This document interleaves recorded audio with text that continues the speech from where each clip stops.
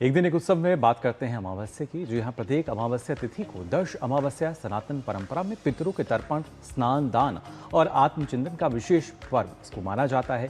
वहीं आषाढ़ मास की दश अमावस्या पर पितृ तर्पण और दान पुण्य का विशेष फल भी बताया गया है।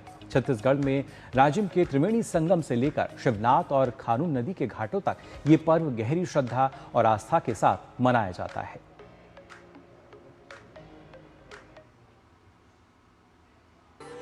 उगते सूर्य की पहली किरण, पवित्र नदियों के तट और श्रद्धापूर्वक जल अर्पित करते श्रद्धालु।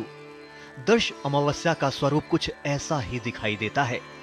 छत्तीसगढ़ के प्रयोग कहे जाने वाले राजिम त्रिवेणी संगम, जहां महानदी, पैरी और सोंढूर का संगम होता है, वहां स्नान के बाद श्रद्धालु अपने पितरों का तर्पण और पिंडदान करते हैं।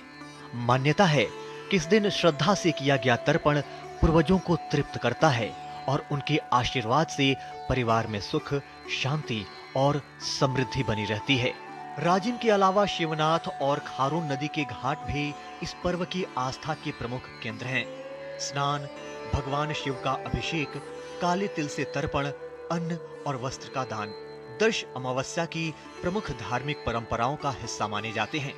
जो श्रद्धालु तीर्थ स्थलों तक नहीं पहुंच पाते, वे अपने घरों में ही विधि विधान से पितरों का स्मरण कर भगवान शिव की आराधना करते हैं। ये पर्व श्रद्धा के साथ साथ सेवा, दान और आत्मचिंतन का भी संदेश देता है। दश अमावस्या केवल एक धार्मिक अनुष्ठान नहीं, बल्कि भारतीय जीवन दर्शन का ऐसा पावन पर्व है जो हमें अपने पूर्वजों के प्रति कृतज्ञता, परिवार के प्रति उत्तरदायित्व और अपनी सांस्कृतिक विरासत से जुड़े रहने की प्रेरणा देता है। शायद यही सनातन परंपरा की सबसे बड़ी शक्ति है, जहां स्मरण भी साधना बन जाता है और श्रद्धा पीढ़ियों को जोड़ने वाला संस्कार। Bureau report, TD news.